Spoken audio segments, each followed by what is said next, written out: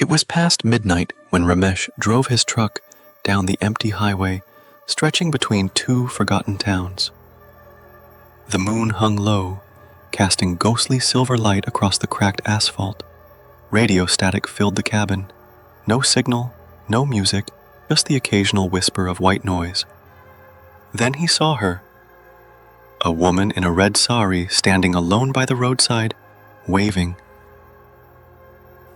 Against every instinct, Ramesh slowed down. She stepped closer, her face hidden by her long black hair. "Need a ride?" he asked, rolling down the window. She nodded without speaking and climbed into the passenger seat.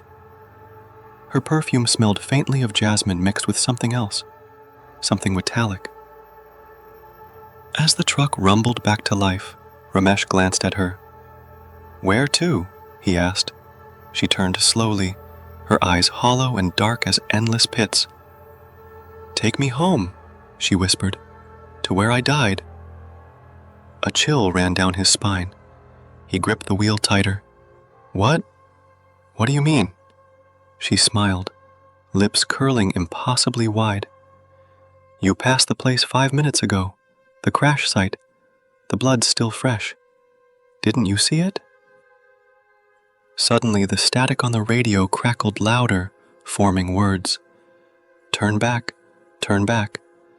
Ramesh's hands trembled. He looked in the rearview mirror.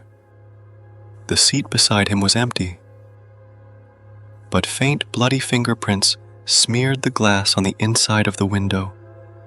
His headlights flickered, the engine coughed, and far down the highway, in the shimmering heat haze, he saw the woman standing again, waving, smiling.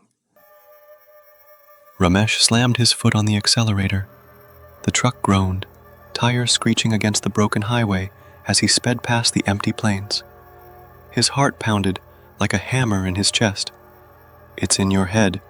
You're tired, hallucinating," he muttered, refusing to glance at the mirror again. But the fingerprints on the window remained, dark, fresh. His phone buzzed in the glove compartment. Ramesh yanked it out. No signal, except for one strange notification. "Passenger connected." "What the hell?" he whispered, glancing at the screen. A voice spoke from the radio, clear, calm. "Why are you running, Ramesh?" His blood ran cold. It was her voice. "You gave me a ride. Now finish the journey, or I'll drive." The steering wheel jerked suddenly to the left on its own, pulling the truck toward the edge of the road. He struggled, fighting to keep control. "Stop this!" he shouted into the empty cabin. A laugh echoed from the radio. Low, chilling.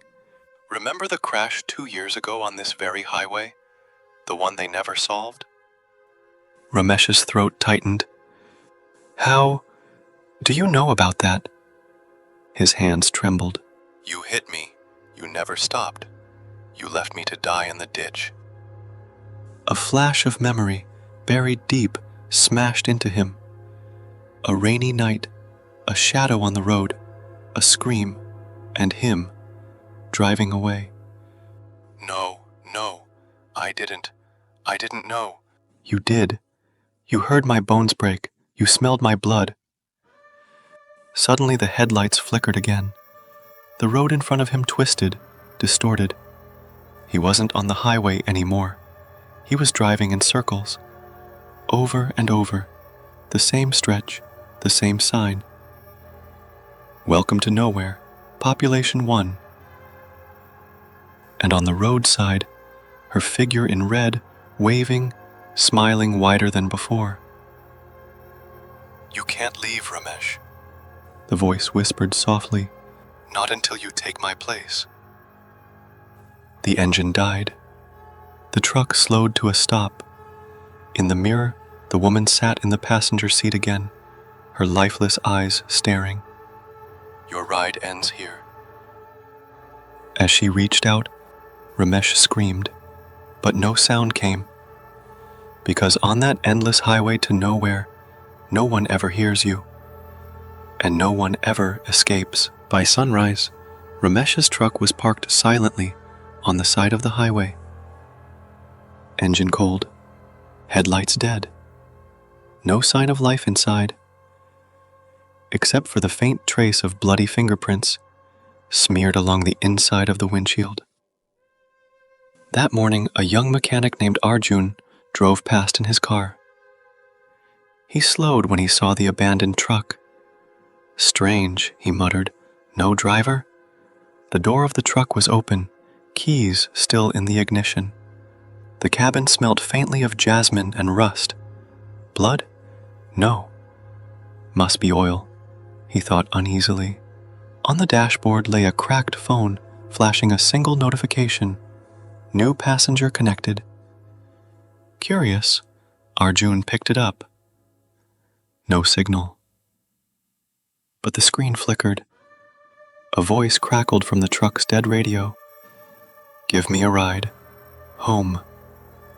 Arjun froze. What the? Movement in the passenger seat, the faint sound of fabric shifting.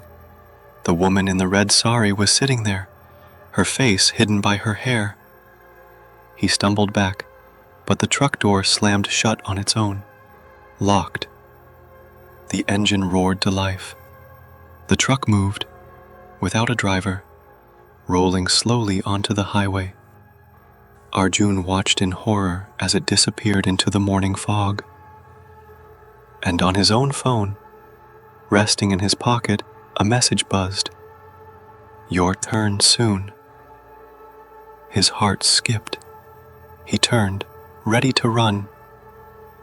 But standing on the roadside, half hidden in the mist, was the woman in the red sari, smiling, waving, waiting.